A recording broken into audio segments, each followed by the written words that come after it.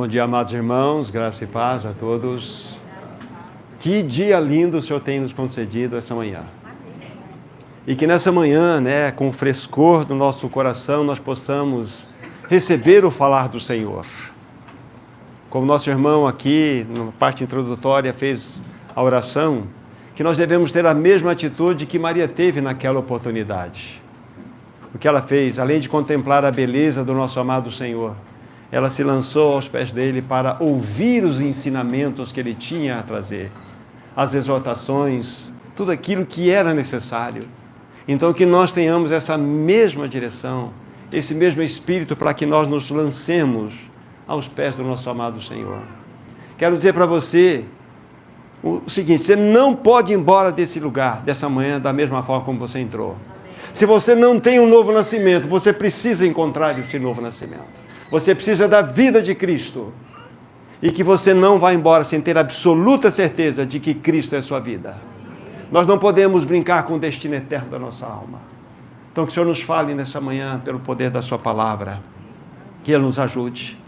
Nosso maravilhoso Deus e Pai, muito obrigado porque o Senhor nos reúne uma vez mais nesse ambiente. E como nós temos já percebido, quando o Senhor reúne o teu povo, é porque tu desejas falar.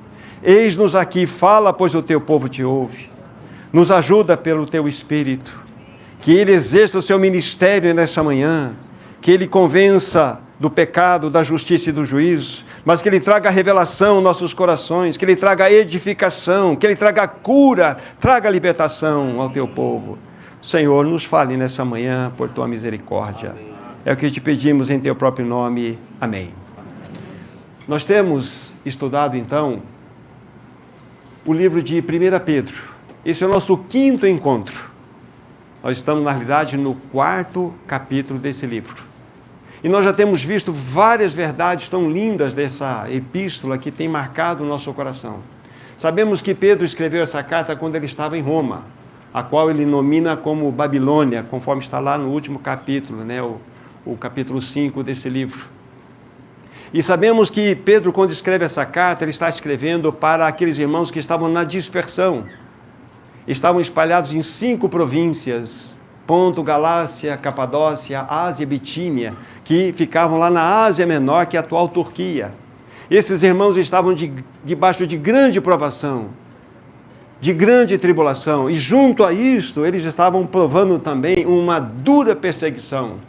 E Pedro, então, desejoso no seu coração de acalentar aqueles irmãos, tocar o coração deles, então ele escreve essa epístola maravilhosa a eles, para trazer consolo, para trazer conforto, mas também trazer uma palavra de exortação.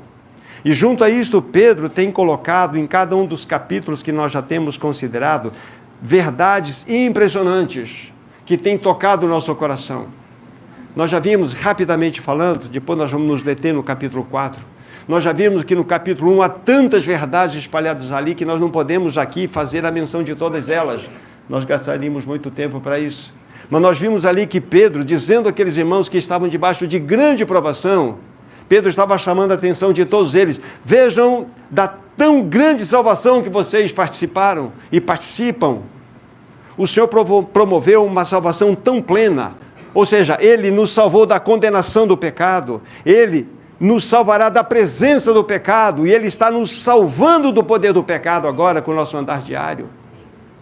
Isso tudo fala-nos do quê? Fala-nos de que o nosso espírito foi regenerado em Cristo Jesus, que é uma promessa para que nós tenhamos um corpo glorificado igual ao dele, excetuando as suas marcas. E fala-nos também que nessa peregrinação a nossa alma está sendo santificada, está sendo então trabalhada, está sendo edificada, ganhando a vida do Senhor Jesus Cristo. Então, que verdade maravilhosa. Então, Pedro está estimulando aqueles irmãos, apesar das lutas que eles estavam passando, a eles viverem uma vida de santidade, uma vida de fraternal amor entre eles. Havia um incentivo muito claro no coração de Pedro para que aqueles irmãos pudessem, então, receber aquela palavra. Aí nós avançamos um pouco mais, mostramos a vocês que Pedro trata de um dos assuntos mais lindos e mais belos no capítulo 2 da sua primeira epístola, que é a respeito da casa espiritual de Deus, da casa de Deus, da igreja de Deus. de tão lindo que é esse tema que Pedro trata lá, é o tema mais mal compreendido em todo o tempo da história da igreja. Nós confundimos igreja com prédio. Parece que há no coração de cada cristão, parece um pouco de argamassa e cimento, porque ele não consegue definir igreja fora de um ambiente, fora de um local de reunião. Nós confundimos local de reunião com igreja. A igreja é uma realidade espiritual. A igreja significa aqueles que foram chamados para fora desse mundo para viver uma vida de realidade. A igreja, ela não é um prédio. A igreja, ela não tem teto que está tendo infiltração. A igreja não tem parede que está quebrada e tendo ali vazamento. A igreja não é um prédio, a igreja é uma realidade espiritual. A igreja está reunida neste ambiente. Quando terminar essa reunião, o que a igreja faz? Ela vai para casa. Então quer dizer que a igreja fecha as portas, ela só se reúne no domingo que vem? Não, a igreja é maridos, amai vossas esposas, esposas, se submeteis aos seus maridos. Pais, não irritei vossos filhos, filhos, obedecei vossos pais. Servos, tratai com honra os seus senhores. Senhores, tratai com dignidade os seus servos. A igreja, ela continua, ela tem um movimento de vida. Então, Pedro nos ajuda a verificar isto, que nós fazemos parte de uma realidade. Cristo é a pedra viva e nós somos as pedras que vivem ligadas a Ele. Então, Pedro trata desse assunto tão lindo. E nesse mesmo capítulo ele fala daquelas 5 designações maravilhosas. Vejam, aqueles irmãos estavam na provação, estavam debaixo de uma dura tribulação. Pedro vai dizer o seguinte: olha, vocês são uma raça eleita, vocês são na realidade o sacerdócio real, uma nação santa, um povo de propriedade exclusiva de Deus, vocês são povo genuíno de Deus, vivam nessa terra como peregrino e forasteiro, vocês não são desse mundo, o sotaque de vocês é um sotaque celestial. Então Pedro vai ajudando aqueles irmãos em meio àquelas provações, a que eles percebessem a que realidade linda eles participavam. Pedro estava incentivando aqueles irmãos como um coração de um pastor escrevendo as suas ovelhas que estavam em aflição. Pedro vai orientá-los também a como eles deveriam proceder no meio da sociedade, como que eles deveriam tratar o governo. Falamos sobre isso muito com vocês. Pedro vai orientar aqueles irmãozinhos que eram servos, que tinham senhores devassos, terríveis e perversos, como que eles deveriam proceder. Pedro, então, ele vai tratando de vários assuntos práticos. Quando chegamos no capítulo 3, que foi o último que nós tivemos juntos, ele vai voltar a sua atenção para a família, de modo especial aos cônjuges. Ele vai ensinar as mulheres que o melhor discurso para que ela ganhe o seu marido que não obedece ao Senhor é o discurso do silêncio, é o procedimento, é a vida prática. Não é exigência, não é cobrança, mas é uma atitude que mostra de modo muito claro que quando o marido observa o honesto comportamento, cheio de temor da esposa, ele vai se render. Ele vai se render ao Senhor. Só que nós não cremos. Só que nós não conseguimos encaixar isso dentro da nossa realidade. Ele vai também trazer uma palavra de exortação aos maridos, para que eles vivessem uma vida comum no lar, discernimento, considerando a mulher como parte mais frágil, tratando-a com dignidade. Então ele mostra algo extremamente lindo para nós aqui. Então uma carta, lógico, estamos colocando assim algumas facetas daquilo que nós já tratamos, mas é uma carta extremamente linda, 5 capítulos, 105 versículos, que nós precisamos ler, para que a Bíblia salte no nosso coração e ela comece a conversar conosco. É extremamente linda essa carta. Eu encorajo os meus irmãos a ler e meditar sobre esse tão preciosa epístola que é a 1 Pedro. E hoje nós vamos dar um passo seguinte, nós vamos olhar o 4º capítulo. Deixem aberto no 4º capítulo aí, eu vou fazer a leitura de alguns versos e vamos depois dizer como que nós vamos tratar esse assunto nessa manhã. Capítulo 4, versículo 1. 1 Pedro. Ora, tendo Cristo sofrido na carne, armai-vos também vós do mesmo pensamento, pois aquele que sofreu na carne deixou o pecado. Versículo 6. Pois para este fim foi o evangelho pregado também a mortos, para que, mesmo julgados na carne, segundo os homens, vivam no Espírito, segundo Deus. Versículos 9 e 10. Sede mutuamente hospitaleiros, sem murmuração, servi uns aos outros, cada um conforme o dom que recebeu, como bons despenseiros da multiforme graça de Deus. Versículo 12. Amados, não estranheis o fogo ardente que surge no meio de vós, destinado a provar-vos, como se coisa extraordinária vos estivesse acontecendo. Até aqui. Deixamos essas leituras aqui ao lado, depois nós vamos recuperar alguma delas. Então, para que nós possamos entender e tocar um pouco nesse capítulo 4, a melhor forma que a gente tem é dividi-lo. E o que nós vamos fazer? Nós vamos dividir esse capítulo 4 em 19 versículos em 4 partes. A primeira parte é do versículo 1 ao versículo 4. Eu vou dar um título para essa primeira parte, que é União com Cristo. União com Cristo. O versículo 5 e 6 tem aquela situação um pouco espinhosa para nós, como que nós podemos compreender que o Evangelho vai ser pregado a mortos. Então nós vamos chamar esse pequeno trecho de o poder do Evangelho. O primeiro, União com Cristo, versículos 1 a 4. O segundo, 5 e 6, o poder do Evangelho. No versículo 7 a 11, nós vamos ter uma outra seção, onde nós vamos nominá-la aqui, amor e serviço. Amor e serviço. E por fim, do versículo 12 ao 19, nós vamos olhar essa seção e vamos nominá-la aqui como a forja de Deus. Então, esse capítulo 4, dividindo em 4 partes, e dessa maneira a gente consegue tocar um pouco aí de maneira mais clara o texto que nós vamos estar lidando com vocês. Então, olhando para essa primeira sessão, né? União com Cristo. Então, vamos ler os 4 primeiros versículos, para que nós tenhamos o contexto geral do que vamos estar tratando. Ora, tendo Cristo sofrido na carne, armai-vos também vós do mesmo pensamento.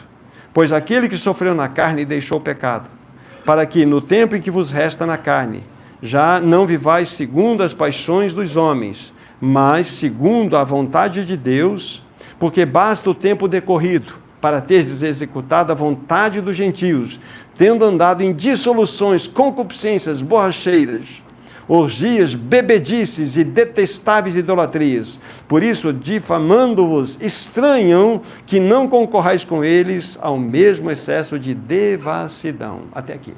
Aqui está a nossa primeira sessão, vocês se lembram? União com Cristo. Então, a primeira coisa que eu quero destacar para vocês aqui é o significado dessa palavra armai-vos que tem aqui.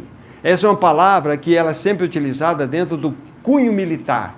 Ou seja, estejam de prontidão. Nós poderíamos dizer aqui que a palavra de Deus está nos mostrando que nós devemos ter uma postura de um soldado. Cristo sofreu na carne. A primeira coisa que nós precisamos entender aqui é que esse sofrimento na carne de Cristo aqui não refere-se ao sofrimento ministerial de Jesus. Porque senão haveria uma contradição na própria finalização do texto, porque aquele que sofreu na carne deixou o pecado. Ou seja, para que deixemos o pecado, nós precisaríamos sofrer muito e nós deixaremos o pecado. Então, isso seria contraditório. Então, do que está falando aqui esse texto? O que significa esse sofrimento na carne de Cristo Jesus? Deixa eu ler aqui uma possível interpretação desse versículo em outras palavras. Ora, tendo Cristo morrido na cruz, se posicionem vocês também, ou seja, armai-vos desse pensamento também. Vocês também morreram com ele na cruz, pois aquele que morreu, o pecado já não tem mais poder sobre ele. Essa é a ideia do texto aqui. Isso é muito importante para nós. Tá? Então, Cristo tendo sofrido na carne, fala-nos diretamente da sua morte na cruz. Porque senão o versículo seria incompreendido por nós, principalmente pela parte final, como eu já falei. Quem sofreu na carne deixou o pecado. Então, se eu for entender sofrimento como uma sequência de dores na minha vida, eu vou dizer que quando eu completar o tempo de sofrimento, eu vou ser livre do pecado. Não podemos entender assim. Então, isso é muito importante para nós. Possivelmente, Pedro tem na mente o versículo 18 do capítulo 3 aqui, que eu vou ler para vocês. Pois também Cristo morreu uma única vez pelos pecados, o justo pelos injustos, para conduzir-vos a Deus, morto sim na carne, mas vivificado no Espírito. Ele está falando de uma obra gloriosa realizada por Cristo naquela cruz. Irmãos, Cristo realizou uma obra muito poderosa, é muito gloriosa. Ela está acima mesmo de tudo aquilo que nós possamos aqui colocar como compreensão daquilo que foi realizado por nós. Ele concedeu, então, reforçando aqui, uma gloriosa obra de libertação para nós. Então, se Cristo morreu na cruz, e nós devemos armar com esse mesmo pensamento que nós morremos em Cristo naquela cruz, isso é glorioso. Aqui está o ponto de libertação, meu irmão. Agora eu vou pegar uma ajuda de texto para vocês, e vamos lá comigo, Romanos capítulo 6, abram lá para mim, em suas Bíblias, Romanos 6, do versículo 1 a 3. Vai nos mostrar claramente aqui o caminho que nós temos a vitória da libertação do pecado. Repetindo, Romanos 6, 1 a 3. Que diremos, pois? Permaneceremos do pecado para que seja a graça mais abundante? De modo nenhum. Como viveremos ainda no pecado, nós os que para ele morremos? Ora, ou porventura ignorais que todos que fomos batizados em Cristo Jesus, fomos batizados em sua morte? Adalberto, você foi batizado na morte de Cristo Jesus. Então você não tem que viver mais no pecado. É verdade que ele sonda a nossa vida, mas você não é mais escravo do pecado, porque você foi unido com Cristo naquela morte. Aqui está o ponto de libertação para nós, nele. Então essa realidade da nossa união com Cristo na morte é muito importante, porque aqui está, de fato, a revelação da nossa plena libertação. Então, quando Pedro está colocando aquela verdade para nós, ele quer que nós entendamos que nós fomos unidos com Cristo na sua morte. Irmãos, Cristo realizou uma obra maravilhosa por nós naquela cruz, e nós devemos armar desse pensamento, dessa mentalidade. Caio, você foi unido com Cristo na morte. Cristo morreu, você morreu com Cristo naquela cruz. E aqui está o ponto da libertação que Deus tem, não só para você, mas para todos nós. Sim, nós podemos compartilhar da sua vitória. Cristo não morreu sozinho naquela cruz. Você e eu morremos com Ele naquela cruz. Aqui está o ponto de libertação. E logo mais vocês vão, penso eu, compreender com mais clareza isso. Por que era necessário a nossa morte em Cristo na cruz? Por que Deus simplesmente não enviou seu Filho para que seu Filho simplesmente nos ensinasse boas maneiras, bons modos, bons comportamentos, nos ensinasse a praticar boa caridade? Por que Ele não fez isso? Porque o homem não tem conserto. O homem não tem conserto. Se Deus desse para você 1000 anos para você viver nessa vida, para que você fosse justo, sabe o que aconteceria depois do 11º ano da sua vida? Você cairia em pecado de novo. Mas se Deus desse 10.000 anos para você viver nessa vida, para você tentar ser justo, para ser o melhor, sabe o que aconteceria? Você não venceria, porque o pecado é maior que você. Não tem solução para o homem. A solução para o homem nós vamos ver qual é, e já estamos falando dela, a morte. A morte em Cristo Jesus. Por que você vive nessa pindaíba? Por que você vive nessa desgraça, nesse pecado sobe e desce? Porque você precisa de uma experiência com Cristo Jesus. Você precisa dessa experiência. Olha só que maravilha. Voltem lá para 1 Pedro. 1 Pedro, agora vamos buscar o capítulo 2, versículo 24. Veja o que Cristo fez. 1 Pedro 2, 24. 1 Pedro 2, 24. Carregando Ele mesmo em seu corpo sobre o madeiro os nossos pecados, para que nós, mortos aos pecados, vivamos para a justiça, por suas chagas fostes sarados. Então aqui está uma revelação maravilhosa da palavra de Deus. Verdadeiramente é uma revelação linda. Cristo carregou Ele mesmo em seu santo corpo, lá no madeiro. O que, cara? Os seus pecados, os pecados do Fernandinho, os meus pecados, foram carregados no corpo santo de Cristo Jesus. Para que finalidade? Para que agora vocês e eu vivamos para a justiça. Então agora, uma vez que nós morremos em Cristo, nossos pecados foram colocados nele, então nós podemos ser convocados a uma vida de justiça diante dele. Essa é a bênção. Essa é a bênção. Agora, a pergunta que eu levanto para vocês: por que Pedro você está escrevendo isso àqueles irmãos? Também, consequentemente, a nós. Por que você está escrevendo isso? Então, os versículos seguintes, 2 a 4, nos mostram por quê. Olha só, tem um para quê. Por que vocês têm que entender que vocês estão numa vida de união com Cristo? Para que, no tempo que vos resta na carne, não vivais de acordo com as paixões dos homens, mas segundo a vontade de Deus. Porque basta o tempo decorrido para teres executado a vontade dos gentios, tendo andado em dissoluções, concupiscências, borracheiras, orgias, bebedices e detestáveis idolatrias. Por isso, difamando-vos, estranho que não concorrais com eles mesmo o excesso de devassidão.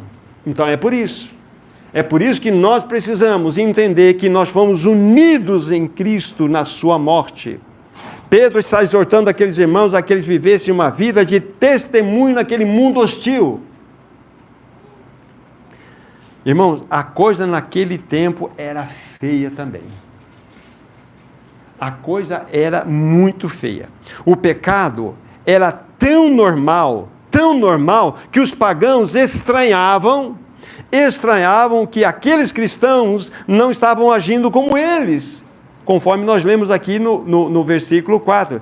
Eles difamavam e estranhavam que eles não estavam concorrendo com eles no mesmo excesso de devassidão. Olha a loucura! Como assim?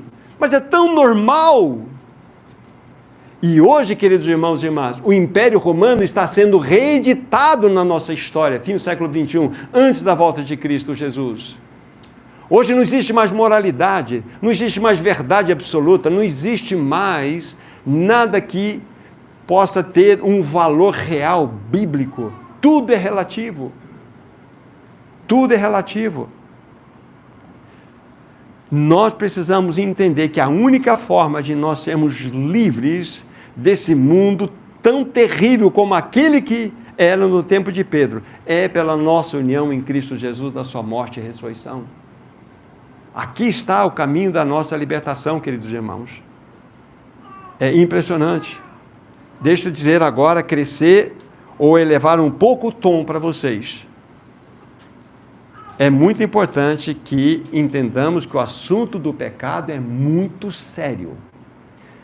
Quem vive e ama o pecado está beijando os pregos que foram usados para crucificar Cristo naquela cruz. Ah, você não ouviu? Quem vive e ama o pecado está beijando os pregos que foram usados para crucificar Cristo naquela cruz. Essa é a relação que você tem que ter com o pecado. É algo sério, extremamente sério. E nós devemos entender que o pecado feriu profundamente o coração do nosso Pai, a ponto que seu Filho, pela eternidade, carregará as marcas da cruz sobre o seu santo corpo. O pecado era tão sério, que Deus precisou enviar seu Filho a esse mundo para fazer a obra. Por fim à raça adâmica. Não há solução para a raça adâmica. Não há. Vamos melhorar. Quem sabe 10 milhões de anos, trazendo alguns ajustes, alguns benefícios, essa raça vai melhorar. Não vai melhorar. Raquel, você precisa morrer. Sem a morte da velha Raquel, não há solução para ela. Não há. Esse é o ponto. Olha como que a Bíblia é clara. 1 Coríntios capítulo 15. 1 Coríntios capítulo 15. Como que a palavra de Deus ela é absolutamente límpida para nós. 1 Coríntios 15, versículos 45 a 48. Aqui está, em poucos versículos, a compreensão mais limpa e clara da obra de Cristo por nós naquela cruz. 1 Coríntios 15, 45. Pois assim está escrito, o primeiro homem, Adão, foi feito alma vivente. O último Adão, porém, é espírito vivificante. Mas não é primeiro o espiritual, e sim o natural, e depois o espiritual. O primeiro homem formado da terra é terreno, o segundo homem é do céu. Como foi o primeiro homem terreno, tais também os terrenos. E como é o homem celestial, tais também os celestiais. Aqui está, nesses poucos versos, a compreensão clara daquilo que Cristo fez na cruz por nós. O primeiro homem, Adão, claro, foi feito o quê? Alma vivente. O que significa alma vivente? Receptor de vida. Aquele que recebe vida. Primeiro homem, alma vivente. O último Adão, quem é o último Adão? Jesus Cristo. Lucas, tem algo mais depois do último? Não tem, né? Acabou. Não tem. É o último, não tem. Então Jesus Cristo veio como o último Adão. Isso significa o quê? Está aqui Adão, está aqui o último Adão. Quando Cristo morreu, ele matou a raça adâmica no corpo dele. Todos nós fomos mortos, não havia solução. Não havia solução. Célia, não havia solução. Nós tínhamos que experimentar esse fim. Então, por isso que Cristo veio como o último Adão, para colocar fim à raça adâmica. Glória a Deus mesmo. O último Adão é espírito vivificante. Alma vivente, receptor de vida. Espírito vivificante, doador de vida. Essa é a realidade. Agora, veja como que a Bíblia é maravilhosa. Vamos na sequência da leitura, já feita aqui para vocês. Vai falar que o primeiro não é o espiritual, isso é natural, e sim depois o espiritual. Olha só, 47. O primeiro homem formado da terra é terreno. Quem é o primeiro homem? Adão, certo?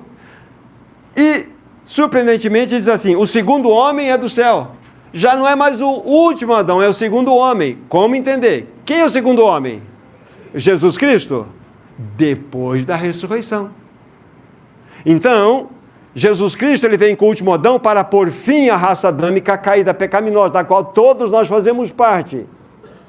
Todos nós fazemos parte. Botou fim. Aí, o último Adão vai para o túmulo, não é isso? O que acontece no terceiro dia? Ele é ressurreto como segundo homem, dando início a uma nova raça. Entendeu, Feltrin? O que Cristo fez? Você fazia parte, como eu, da raça adâmica. Jesus veio como o último Adão, matou nós, acabou. Você vai buscar algum significado na sua vida, nessa existência natural, caída? A nossa vida é um Titanic com um casco rasgado, meu filho. É um Titanic com um casco rasgado. Você vai querer o que nessa vida aqui? Vai botar Super Bonder no casco do Titanic? Vai afundar, meu filho. Você tem que resolver o problema da sua vida. Deus destruiu a raça adâmica, porque não tem solução para ela. Não tem solução para nós. Nem com 10, 30 milhões de anos, não tem solução. Então Jesus veio dar a solução. Então é muito fácil, muito fácil. Como que você pode dizer que é salvo? Ou como você pode identificar uma pessoa que não é salva? Você está em Adão ou você está em Cristo? O que é ser salvo? É ser tirado de Adão e ser colocado em Cristo. Simples assim. Não tem mérito, não tem boas obras. Não. Você está onde? Onde você está? Você está em Adão ou você está em Cristo? Entende aquele pequeno versículo que nós devemos armar com o mesmo pensamento de Cristo, que ele sofreu na carne, ele morreu na cruz. Você também morreu na cruz. Nós morremos na cruz, no corpo de Cristo. E agora é essa bênção maravilhosa. Fazemos parte agora de uma nova raça que iniciou-se a partir do segundo homem, que é Jesus Cristo, após a ressurreição. Olha que beleza. Wagner, entendeu? Você está no segundo homem, Cristo Jesus. O velho Wagner, já era, morreu. Lá no último Adão. Então Cristo é o último Adão, Cristo é o segundo homem. O último Adão naquela cruz, segundo homem na ressurreição. Sapia, onde você está? Está em Adão ou está em Cristo? Em Cristo, glória a Deus. Porque o velho Sapia morreu em Cristo Jesus. Vilmar, você também, Mink, todos nós fomos crucificados em Cristo. Essa é a bênção. Então nós fazemos parte de uma nova raça. Essa é a bênção. É a grande bênção. Então, reforçando, Cristo morreu como último Adão e ressuscitou como segundo homem, dando início a essa raça maravilhosa que é a celestial. Agora nós podemos o quê? Vamos para Romanos capítulo 6, por favor. Agora, nós podemos ter uma atitude diferente.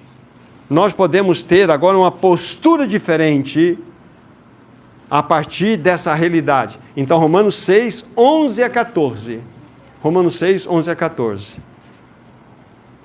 Assim também vós considerai-vos mortos para o pecado, mas vivos para Deus em Cristo Jesus. Não reine, portanto, o pecado em vosso corpo mortal, de maneira que obedeçais suas paixões, nem ofereçais cada um dos membros do seu corpo ao pecado, como instrumentos de iniquidade, mas oferecei-vos a Deus como ressurretos dentre os mortos, e os vossos membros a Deus como instrumentos de justiça, porque o pecado não terá domínio sobre vós, pois não estáis debaixo da lei, e sim da graça de Deus.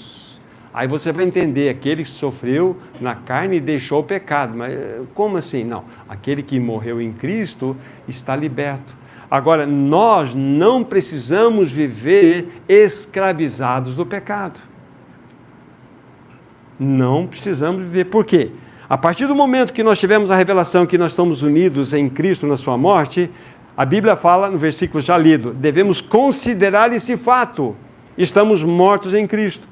Aí o pecado não deve reinar em nosso corpo mortal. O que ele quer dizer com tudo isso aqui? Deixa eu explicar de um modo diferente. Ou seja, esses braços que eram utilizados para o pecado, que está no corpo mortal, que tinha direção para o pecado, agora devem ser oferecidos como instrumentos de justiça. Essas pernas que me levavam para o pecado, me devem levar agora para a realidade da justiça. Esses olhos que contemplavam o pecado, os olhos devem contemplar agora as coisas santas do Senhor, e assim por diante. Ou seja, todos os membros desse corpo agora devem ser oferecidos como instrumentos de justiça. Voltem lá para 1 Pedro capítulo 4. Então vocês entendem. Olha que texto precioso para nós. Dessa união com Cristo Jesus. E o que mais me chamou a atenção quando eu estava meditando sobre isso é exatamente a postura daqueles devassos que eles não compreendiam porque que eles não viviam naquela pecadolândia que existia na época, né? Era uma pecadolândia, é uma coisa impressionante. E vou dizer o seguinte, a coisa vai piorar no nosso mês, no nosso tempo. Vai piorar. Satanás está usando todas as suas maquinações e forças porque ele sabe que o seu tempo está acabando. Ele vai usar da imoralidade, vai usar da perversidade, da corrupção, de toda a mentira para manter o homem escravo. Você não pode ir embora dessa sala sem um novo nascimento. Você precisa ter uma experiência profunda. Deus crucificou o teu velho homem naquela cruz. Deus julgou a raça adâmica naquela cruz. Acabou. Agora você quer viver a sua vidinha? Você é um Titanic que tem um rasgo no seu casco. Isso chama-se a sua vida existencial. Não tem solução. Não tem solução. Você não encontra felicidade na tua vida existencial. Não tem. Não tem. Você precisa passar por essa realidade. Senhor, obrigado porque o Senhor já me crucificou em Ti naquela cruz. Agora Tu és a minha vida. Essa é a realidade. Creio que é suficiente para nós. Vamos olhar então a segunda sessão. Agora o poder do Evangelho. Versículos 5 e 6. Já li os 6, mas vamos ler aqui os 5 e 6. Os quais hão de prestar contas àqueles que aquele que é competente para julgar vivos e mortos, pois para este fim foi o Evangelho pregado também a mortos, para que mesmo julgados na carne, segundo os homens, vivam no Espírito segundo Deus.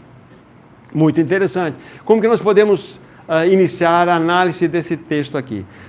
Observando o significado da palavra que aparece um verbo pregado, evangelizo.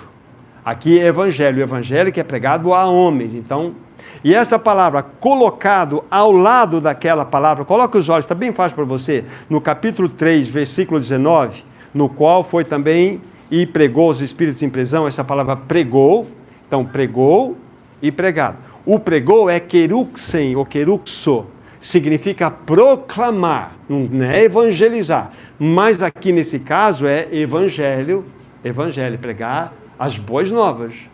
Nós já vimos, né, falando um pouquinho daquela situação anterior, que quando o Senhor, de fato, anunciou, né, como um arauto, a sua absoluta vitória e soberania aos espíritos em prisão, é uma proclamação, não uma evangelização.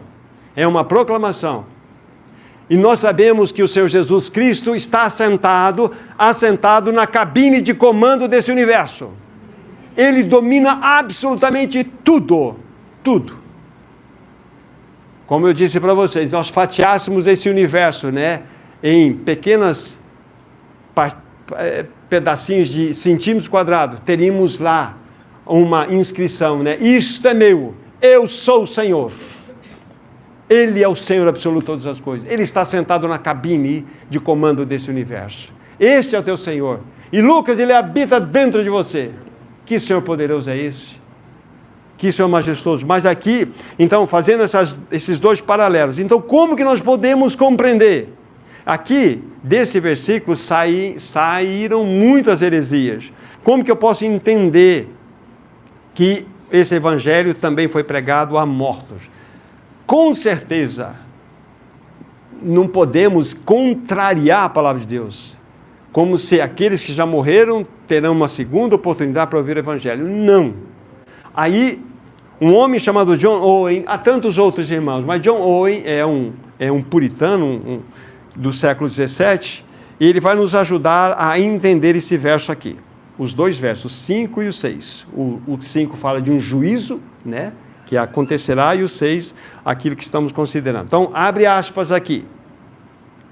Tendo em vista este fim, isto é, o juízo final, há pouco mencionado, versículo 5, o evangelho foi pregado também àqueles mártires, se é mártires, agora mortos, para que eles pudessem ser, como foram, julgados na carne e condenados ao martírio, segundo o padrão dos homens, mas pudessem viver a vida no Espírito de acordo com Deus. Aqui então está o ensinamento que, à vista do juízo final, os mortos martirizados estão em situação muito melhor do que os gentios incrédulos do versículos 3 e 4 que nós estudamos anteriormente. Aí você fala, então não entendi nada, eu sabia. Mas deixa eu falar para você, que eu vou melhor definição para você aqui. Como que você vai, como que você pode interpretar o evangelho que foi pregado àqueles que morreram, não aos mortos. Então aqueles que estavam vivos receberam o evangelho e então, pois morreram. Guarde isso, senão não tem para onde ir.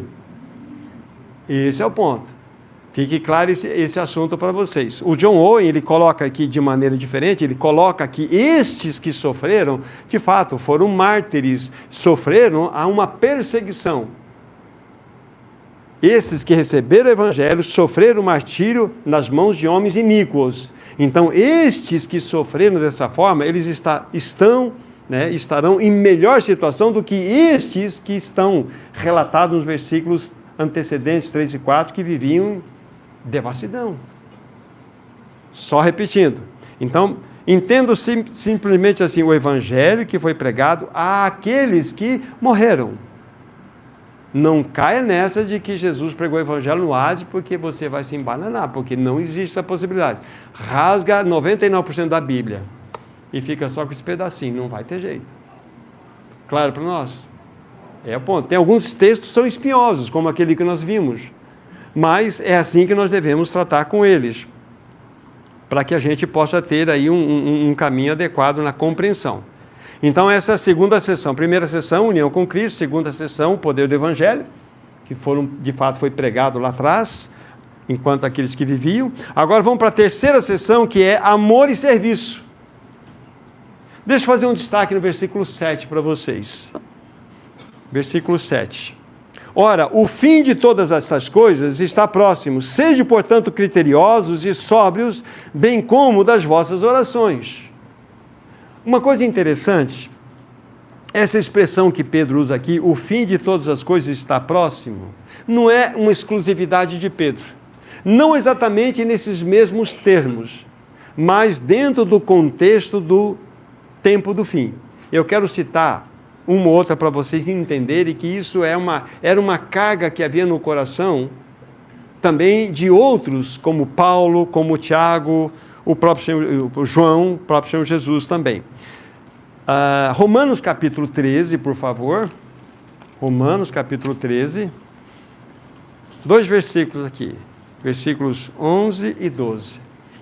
É a mesma ideia que nós temos aqui da palavra de Pedro. O fim de todas as coisas está próximo. O que Pedro tinha no coração? Isso é importante para nós. Então, Romanos 13, 11 e 12. Digo isto a vós outros, que conheceis o tempo. Já é hora de vos despertar do sono, porque a nossa salvação está agora mais perto do que quando a princípio cremos. Vai alta a noite e vem chegando o dia. Deixemos, pois, as obras das trevas, revistamo-nos das armas da luz. Aqui está. Um texto que Paulo, e Paulo tem outras citações desse tipo, mas eu vou ficar só com essa aqui. Paulo está apelando para aqueles irmãos que o tempo já estava se aproximando, que era necessário que houvesse um despertamento daquele sono espiritual que eles estavam tendo, porque a nossa salvação agora seria a vinda do Senhor, está mais próxima do que quando no princípio nós havíamos crido. Vai alto a noite e vem chegando o dia. Meu irmão, minha irmã, o Senhor Jesus está voltando. Não sei se você sabia disso, mas está voltando. A pergunta é o seguinte: você está preparado para encontrar com Jesus? Você está preparado verdadeiramente para vê-lo? É bom você pensar nesse assunto com muita seriedade. Então vejam que Paulo falou, ele vai falar isso em Filipenses, vai falar em outro livro também, mas aqui só para mostrar que eles falavam dessa forma de vamos dizer assim, de um espírito de urgência que deveria haver na igreja. Pedro tinha esse sentimento, o fim está próximo. Vamos pegar um outro texto, agora livro de Tiago. Livro de Tiago, no capítulo 5, versículo 8. Tiago também tinha esse mesmo espírito de urgência que tanto Paulo e Pedro, que nós estamos analisando, tinham. Tiago 5,8. Sede vós também pacientes, fortalecei o vosso coração, pois a vinda do Senhor está próxima. Estamos dentro do primeiro século, irmãos. Estamos no século 21. E Tiago está mostrando que a vinda do Senhor está próxima. Por que ele está dizendo isso? Por que Paulo está chamando a atenção daquela forma? Por que Pedro está nos orientando também a prestarmos atenção nesse assunto? Primeira epístola de João, vá um pouquinho para adiante aí, só para vocês virem na Bíblia como que nós temos textos que nos chamam a atenção desse assunto. Primeira epístola de João, capítulo 2, versículo 18. Olha o alerta da palavra de Deus. Filhinhos, já é a última hora. E como ouvistes que vem o anticristo, também agora muitos anticristos têm surgido, pelo que também conhecemos que é a última hora. O que é a última hora? Que falta uma hora para encerrar o horário. Uma hora. Então vocês percebem o espírito de urgência aqui? Agora vamos ver o próprio Senhor Jesus falar. Apocalipse capítulo 22. Apocalipse capítulo 22. Jesus fala e depois João confirma. Versículo 20. Apocalipse 22, 20. Aquele que dá testemunho destas coisas diz, Jesus, né? Certamente venho sem demora. É o teu Senhor que está falando isso. Aí, novamente, conclui o texto dizendo o seguinte, né? Amém, vem Senhor Jesus. Então, vejam quantos textos nós temos na palavra de Deus para entendermos este assunto aqui. Por que esse espírito de urgência? O que significa isto? Nós precisamos compreender isso na palavra de Deus. Como entender essas declarações? Como entender essas declarações? Vão para Atos dos Apóstolos, capítulo 2. Atos dos Apóstolos, capítulo 2. versículo 16 a 21. Isso aqui é uma citação da profecia de Joel, um dos profetas menores. Então, essa profecia que estamos lendo aqui é a profecia que foi dada por Joel. Então, Atos, capítulo 2, 16 em diante. Mas o que ocorre, né, está falando do derramar do Espírito Santo naqueles 120 irmãos que estavam naquele cenáculo, onde aconteceram todas aquelas manifestações poderosas. Versículo 16. Mas o que ocorre é o que foi dito por intermédio do profeta Joel, e acontecerá nos últimos dias, diz o Senhor, que derramarei do meu espírito sobre toda a carne. Vossos filhos e vossas filhas profetizarão, vossos jovens terão visões e sonharão vossos velhos, até sobre os meus servos e sobre as minhas servas derramarei do meu espírito naqueles dias, e profetizarão. Mostrarei prodígios em cima no céu e sinais embaixo na terra, sangue, fogo, vapor e fumaça. O sol se converterá em trevas e a lua em sangue, antes que venha o grande e glorioso dia do Senhor, e acontecerá que todo aquele que invocar o nome do Senhor será salvo. Parte dessa profecia já se cumpriu e parte dela não se cumpriu, conforme está evidente aqui. Mas o que eu quero chamar a atenção aqui, que Joel já despertava lá atrás, e acontecerá nos últimos dias. Então, quando iniciou-se os últimos dias da história dessa humanidade? Aqui, no nascimento da igreja. A igreja, ela nasce nos últimos dias. Agora, é lógico que nós vivemos no tempo do fim, e há muitas coisas que aqui estão escritos que vão acontecer antes da vinda do glorioso dia do Senhor. O sol converterá em trevas, lua em sangue, e várias situações que irão ocorrer. Mas o fato é o seguinte: últimos dias é no qual nós estamos inseridos. A igreja do primeiro século, segundo, terceiro, quarto, quinto, etc, etc, etc, a igreja só viveu uma realidade na sua história. Últimos dias.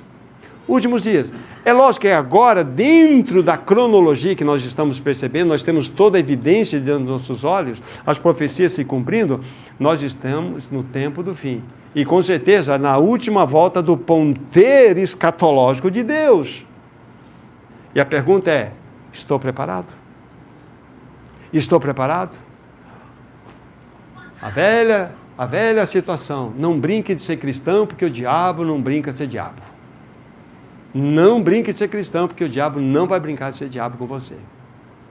Então, aqui está a compreensão daquele sentimento de urgência de Pedro, ali no versículo 7, que eu simplesmente joguei um destaque aqui: o tempo está próximo. Irmão, irmã, devemos ter esse espírito de urgência no coração. Está na hora de nós sairmos das fraldas espirituais, né, para aqueles que nasceram de novo. Quem nasceu de novo tem que nascer de novo. Mas se nós nascemos de novo, está na hora de sairmos das fraldas. Parar de brincar de chocalho, sair do bercinho e avançar espiritualmente. Então, em todas as gerações, a igreja só viveu uma única realidade: últimos dias. É lógico que agora estamos no tempo do fim, literal. E conforme nosso irmão falou aqui, o irmão falou na introdução, fazemos parte, ele até usou no plural, que nós somos as últimas gerações, quem sabe a última geração antes da volta do Senhor mesmo. Porque a coisa está pegando, irmãos. Agora você tem que acertar a tua vida com Deus. Não durma sem acertar a tua vida com Deus. Lembra da primeira sessão, união com Cristo. Sem você ter absoluta certeza que você nasceu de novo, não tem jeito não. A única solução para o homem é morte. É morte. Essa é a grande bênção para nós. Voltem lá para 1 Pedro. A partir do versículo 9, 1 Pedro 4, olha, Pedro vai exortar aqueles irmãos que eles, no versículo final do versículo 8, ele vai falar que nós devemos ter amor intenso um pelos outros. Quando eu falei sobre o capítulo 3, sobre a importância do amor fraternal, eu disse para os meus irmãos que a única segurança da igreja é ela conviver em companheirismo. Irmãos, nós só temos nós. Eu sei que nós somos um bando de porco-espinho, mas porco-espinho no inverno, se não se tocar e não se machucar, morre de frio. ou morre de frio, ou estamos juntos. Nós temos que andar juntos, caminhar juntos, com as dificuldades, com as diferenças, com os problemas, andar juntos, porque aqui nós vamos ter o aquecimento. A igreja é uma realidade espiritual, e volto a falar, a igreja não é braço político, a igreja não precisa de braço político nenhum, Deus não precisa de braço político nenhum para levar o seu evangelho aqui. A igreja não tem nada a ver com política desse mundo. A igreja tem que ser sal e luz nessa terra. Esse é o papel da igreja. Mas aqui, então, devemos ter amor intenso uns pelos outros, exatamente, nos cuidar mutuamente, estar juntos. Aí no versículo 9, sede mutuamente hospitaleiros, sem murmuração. Servi uns aos outros, cada um conforme o dom que recebeu, como bons despenseiros da multiforme graça de Deus.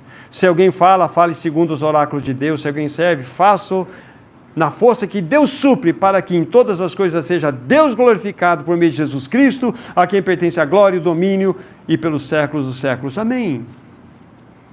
A igreja, ela está sendo encorajada à hospitalidade, ao cuidado mútuo. A igreja é uma realidade espiritual, queridos irmãos. Um dado histórico para vocês. Um dado histórico.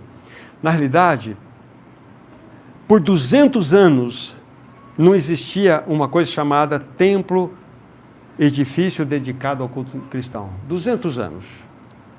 A igreja se reunia nas casas de irmãos, em alguns ambientes que eram comuns. Por isso a hospitalidade era muito incentivada entre os irmãos, porque os irmãos acolhiam muitos que estavam vindo de outros cantos, e então tinham aquela comunhão que crescia. Na realidade, foi Constantino, dentro do final do século III, início do século IV, que foi o grande criador, trouxe um grande problema. Ele foi o que criou a primeira basílica, a Basílica de São Pedro. Levou 40 anos para ser edificada. E depois, do século XVIII, ela foi reformulada novamente. Mas foi a ideia de Constantino. Constantino, na realidade, quando ele subiu como imperador, ele deu liberdade de culto aos cristãos. O imperador seguinte, que foi Teodósio, é que estabeleceu o cristianismo como a religião oficial do governo. Mas Constantino, ele teve esse papel de dar essa liberdade de culto. Mas ele trouxe mais coisas para a igreja também. Ele separou o laico do clero, ou seja, o clero é o povo mais importante, o laico é o povão. O povão. Então ele fez a igreja era assim, ele separou, vocês são muito simples, vamos fazer o seguinte, povo simples para cá, vamos botar indumentário naqueles que vão pregar, aqueles que precisam de um paramento mais adequado, tudo isso é de Constantino. Ele trouxe muitas coisas que na realidade foi um grande mal para a igreja de Cristo Jesus. Então, para vocês entenderem, por 200 anos a igreja sobreviveu. Não tinha síndrome de tijolo e nem de cimento no coração. Não tinha. Vamos construir um templo. Não tinha. Ainda que você pode ter templo, não tem o ambiente, mas o problema é que isso está no nosso coração. Como é o pastor da tua igreja? Tua igreja tem quantos membros? Ela é banco ou é cadeira na sua igreja? O telhado da minha igreja rachou. E a gente vai entendendo que igreja é isso aí. Igreja é uma realidade espiritual. A igreja é o corpo vivo de Cristo espalhado nessa terra. E em cada localidade dando a sua expressão. Então aqui está, irmãos, rapidamente falando, mostrando aqui o porquê da importância de sermos hospitaleiros, de servir uns aos outros em amor e serviço. Eu preciso concluir com vocês olhando para a quarta seção, o quarto ponto, a forja de Deus, que implica do versículo 12 até o seu final.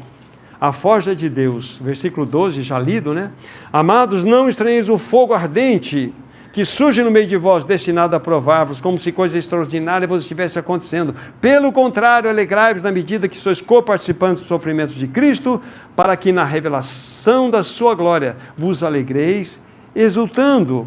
Olha que coisa linda. Só para vocês terem uma ideia.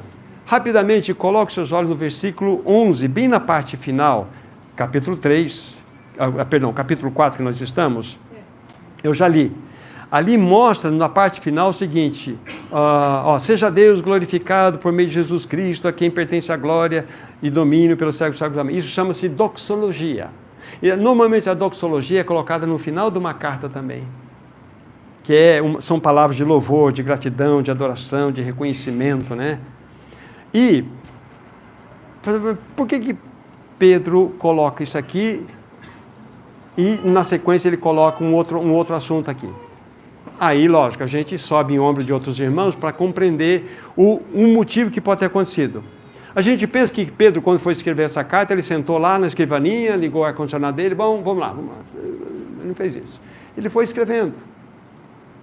Dia a dia, ele foi recebendo do Senhor. Possivelmente, ele tenha recebido mais algumas informações adicionais para aqueles irmãos, para que aqueles irmãos, então, estivessem muito bem preparados, para que eles não estranhassem o fogo ardente que iria surgir no meio deles. Então, é como se ele, a partir daquele quase final, ele ainda amplia o que ele deveria falar àqueles irmãos. E ele vai falar de um assunto que percorre toda a carta. Para vocês terem uma ideia, Tiago, ele foi escrito possivelmente entre o ano 45 a 49. Pedro, com certeza, subiu nos ombros de Tiago, como todos nós fazemos. O Espírito Santo dá tudo para ambos. Mas nós temos muitas falas aqui em Pedro que nós encontramos de modo muito evidente em Tiago. Então, e Tiago também escreve para os irmãos que estavam na dispersão. Da mesma forma, né? Que é uma carta geral chamada. Então, Pedro está novamente chamando a atenção daqueles irmãos. Olha, vocês não estranhem o fogo ardente que surge no meio de vós como se fosse algo extraordinário. Aquilo que não é extraordinário, Daniel, é o quê? Ordinário. Ou seja, é normal, né? Então, está em tribulação, meu irmão? Bem-vindo ao clube. Bem-vindo ao clube dos santos. É assim. É assim. É assim que funciona. Então, não devemos estranhar esse fogo ardente que está vindo sobre nós para fritar a nossa alma, fritar nosso espírito. Porque esse é um propósito de Deus para nós mesmos. Se você for olhar a palavra sofrimento no livro de Pedro, lógico, e seus adjetivos, suas palavras correspondentes, são 21 vezes. São 5 capítulos, então é muito citado aqui, porque era uma temática principal de Pedro.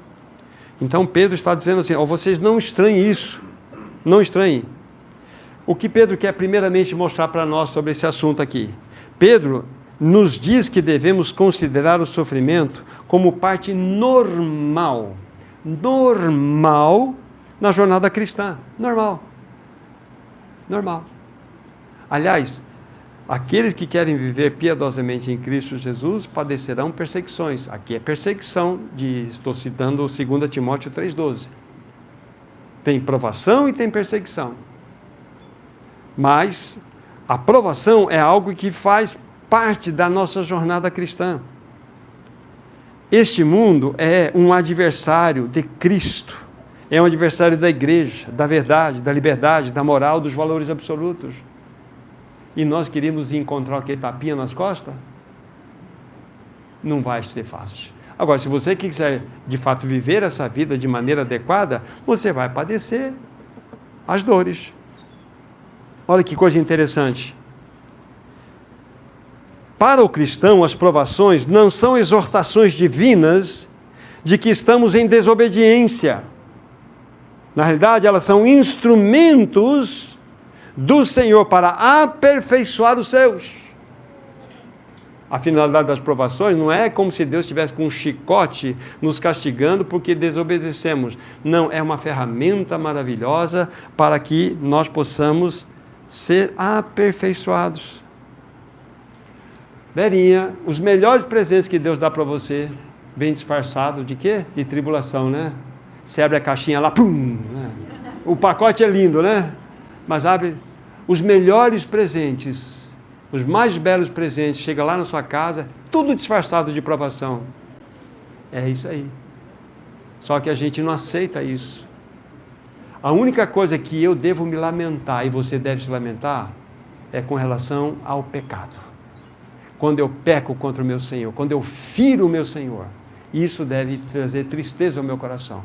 Agora, a provação, devemos ter a atitude que Pedro, de outra forma, ele fala aqui, mas Tiago fala, tende por motivo de toda alegria o passar por várias provações.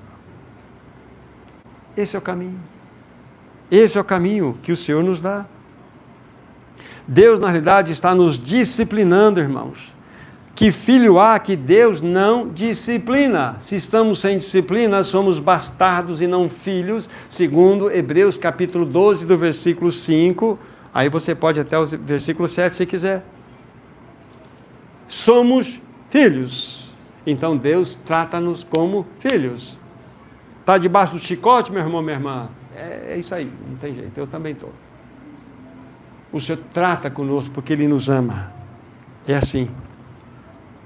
Os sofrimentos, na realidade, são o prelúdio da glória que iremos compartilhar com o Senhor na sua volta, conforme nós lemos lá. Para que também na revelação da sua glória, na sua vinda, vos alegreis exultando. Irmãos, o sofrimento é um momento na nossa vida. Lembre-se disso. Provação na vida da nova criatura tem começo, tem meio, tem fim. Estamos no meio, não é? Ninguém está no fim. Estamos tudo no meio, mas estamos aí. Mas vai ter fim. Vai ter fim. Vai ter fim com a graça de Deus.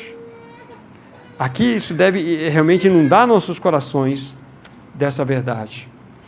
Nós não vamos citar exemplos, só vou, para concluir, para vocês, dizer que há tantos outros exemplos. Você pega lá Sadraque, Mesaque e Abdenego, você pega Daniel, você pega a vida de José, a vida de Davi, e tantos outros que padeceram por sofrimentos, mas vejam o resultado, vejam a colheita, vejam tudo que o Senhor tem, vamos dizer assim, foi dado a eles e tem a nós. As outras verdades que estão inseridas aqui, então são verdades preciosas, os irmãos podem se dedicar com um pouco mais de ter atenção, de ver as revelações que ainda estão inseridas aqui.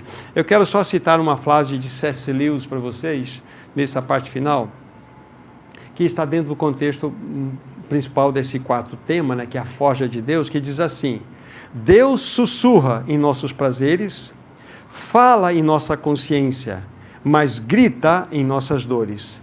A dor, o sofrimento é o megafone de Deus para despertar o ouvido de um surdo. É o megafone de Deus para despertar um ouvido que está surdo.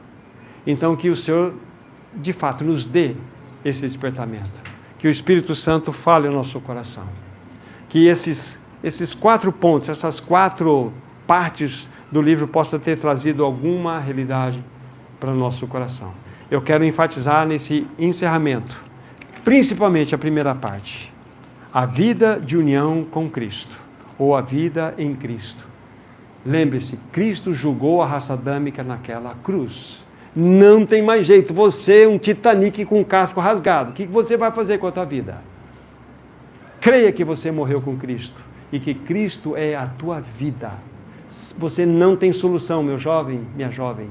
Você não tem solução. Só a morte em Cristo Jesus. Se você tem essa certeza, glória a Deus, estamos juntos. Se não, não durma sem resolver esse problema. Que Deus abençoe a todos. Amém.